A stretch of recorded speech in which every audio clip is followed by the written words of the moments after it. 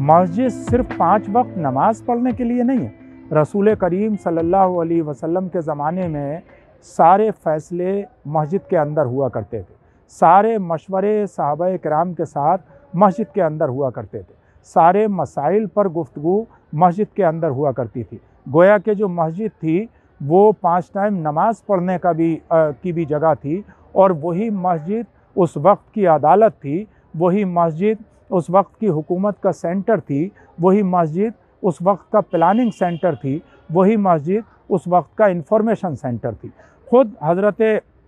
मौला अली करमल्लाहु वजहुल करीम ने अपना जो दारुल खिलाफा था कूफा के अंदर, उनका जो दारुल खिलाफा था वो मस्जिद के अंदर था, जहाँ पर उनकी शहादत हुई, जिस जगह पर उन पर हमला किया गया। तो आज भी हम जो वेस्टर्न वर्ल्ड में देखते हैं, अमेरिका में, यूरोप में, यहाँ तक कि जो रशिया से आज़ाद हुई मुस्लिम कंट्रीज़ हैं, या मुस्लिम कंट्रीज़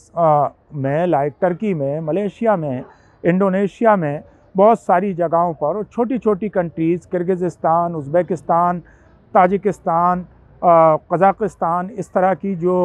मसाजिद हैं, वो मसाजिद खाली 5 टाइम की नमाज़ पढ़ने का ज़रिया नहीं है, बल्कि वो मसाजिद कंप्लीट इंफॉर्मेशन सेंटर है। रिलीजियस एजुकेशन भी उसमें दी जाती है, तमाम नेसेसरी एजुकेशन भी उसमें दी जाती है, और आपको वेल इन्फॉर्म किया जाता है, आपको डायरेक्शन दिया जाता है। लिहाजा आज भी अगर हमारी तमाम मसाजिद को इंटरनेट से कनेक्ट कर दिया जाए, तमाम मसाजिद के अंदर एक कंप्यूटर रखा हो और कंप्यूटर लिटरेट बंदा वहाँ बैठा हो, हम इमाम को अपने स्किल्स करें कि वो कंप्यूटर की मुकम्मल इंफॉर्मेशन हो, और जो जुमे का खुतबा है उसका ऐसा सेंट्रलाइजेशन किया जाए हर मसलक के एतबार से, जिस मसलक के फॉलोवर्स उस मस्जिद में नमाज़ पढ़ने के लिए आते हैं, मैं कहता हूँ कि उसी मसलक की भले क़यादत हो, तो वहाँ पर एक सेंट्रली जुमे के खुतबे में ये मैसेज दिया जाए कि इस जुमे में कम्युनिटी को कौन सा पैगाम दिया जाना है, और उस मस्जिद के इंफॉर्मेशन सेंटर से लोगों को पता लगे कि अगर वो स्कूल की तालीम हासिल कर रहे हैं तो किस कॉलेज में अप्लाई कर सकते हैं फ़र्दर एजुकेशन के लिए, किस यूनिवर्सिटी में जा सकते हैं फ़र्दर एजुकेशन के लिए, देश और दुनिया में कौन से स्कॉलरशिप हैं जो वो अवेल कर सकते हैं, पॉवर्टी को एलिमिनेट करने के लिए सरकार की कौन कौन सी स्कीमें हैं, चाइल्ड केयर के लिए कौन सी स्कीम्स हैं, वीमेन केयर के लिए कौन सी स्कीम्स हैं। तो जो गवर्नमेंट की स्कीम्स हैं, बहुत सारी स्कीम्स का पैसा लैप्स हो जाता है, हम उसे अवेल इसलिए नहीं कर पाते कि हमारे पास इंफॉर्मेशन नहीं होती है। तो हम कोई फ़र्दर अलग से सेंटर कायम किए बिना उसी एक कमरे में, उसी एक हुजरे में जो इमाम का मस्कन होता है, जो इमाम की रिहाइशगाह होता है, उस जगह पर एक कंप्यूटर रखने के बाद, उसको इंटरनेट से कनेक्ट करने के बाद, और अब तो ये काम कंप्यूटर रखने की ज़रूरत नहीं है,